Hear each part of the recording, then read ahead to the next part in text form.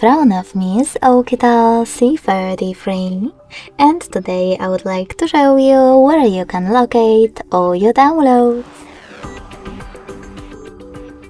Begin by locating an app called Files. When you find it, click on it. If you never used it before, select Continue in the pop-up.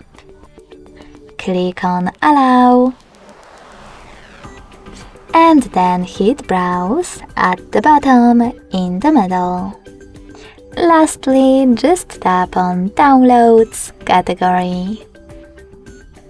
As you can see, all my downloaded files are over here. To access one, just click on it. Thanks so much for watching. If you enjoyed this video, don't forget to leave a like, comment and subscribe. Bye!